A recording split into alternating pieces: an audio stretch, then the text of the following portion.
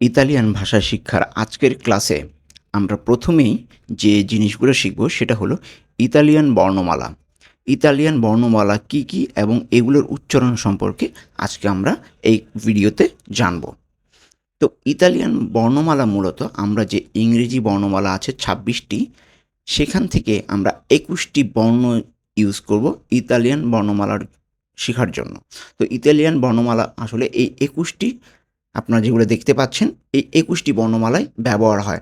বাকি যে ৫টা শব্দ আছে সেগুলো ব্যবহার হয় না। সেটা আমি সবশেষে বলে দেব যে কোন ৫টি ব্যবহার হয় না। এই যে আপনারা দেখতে পাচ্ছেন এই ২১টি বর্ণমালায় ইতালিয়ান বর্ণমালায় ব্যবহার হয় এবং এগুলোর উচ্চারণ সম্পর্কে আজকে আমরা শিখব।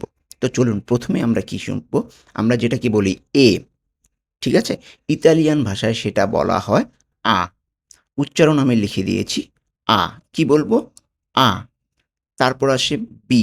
বিকে আমরা সেমভাবে উচ্চারণ করব বি। ইতালিয়ান ভাষাও আমার কি হবে? বি। তারপরে আসি আমরা কি? সি। সিকে আমরা কিভাবে উচ্চারণ করব? চি। চয় রস্যিকার চি। ঠিক আছে? ইতালিয়ান বর্ণমালা উচ্চারণটা হবে চি। আমরা কখনোই সি বলবো না, চি বলবো এটাকে। ওকে? তারপরে যেটা আসবে ডি। ডিকে আমরা ইতালিয়ান বর্ণমালা উচ্চারণে কি বলবো? দি। দয় রস্যিকার দি, নট ডি। ওকে? দি। দয় রস্যিকার দি। এটা হবে গেল আমার ডি। তারপরে আসবো আমরা ই। ইংরেজিতে আমরা যেটাকে ই বলি সেটা আসলে ইতালিয়ানে হবে এ। ওকে?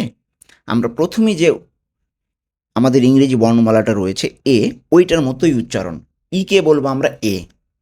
তারপর এফ কে বলবো আমরা এফ এ। এফ এর উচ্চারণ কি হবে? এফ এ। এফ এ। তারপরে আসবে জি। জিটা সেম ইংরেজির মতোই আমরা উচ্চারণ করব জি। তারপরে আসবে কি? এইচ। এইচকে আমরা কি উচ্চারণ করব ইতালিয়ানে? আক্কা, নট এইচ। ওকে? এটাকে বলা হবে আক্কা। এইচ, আক্কা।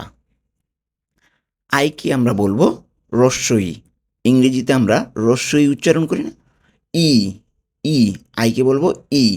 বাংলা রস্যই ই। ওকে? এলকে বলবো এল্লে। এল্লে। এল এর উচ্চারণ কি হবে? এল্লে।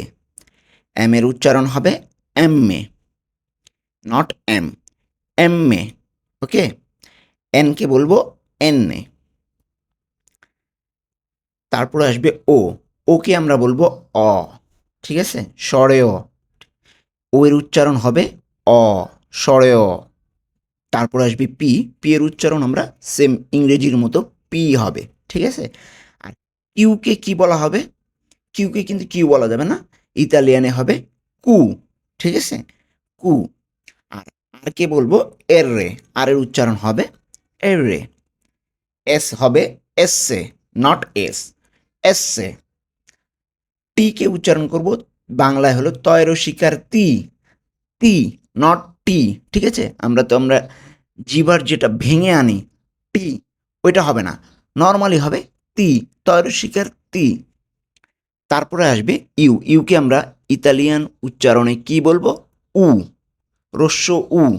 আমরা কি বলবো ডিরেক্ট? উ। তারপরে আসবে ভি। ভিকে বলবো ভু। ঠিক আছে? তারপরে আসবে জেড। জেডকে উচ্চারণ করব ইতালিয়ানে জেতা। জেতা। জেতা। ঠিক আছে? তো এই হলো আমার ২১টা বর্ণমালা হলো ইতালিয়ান।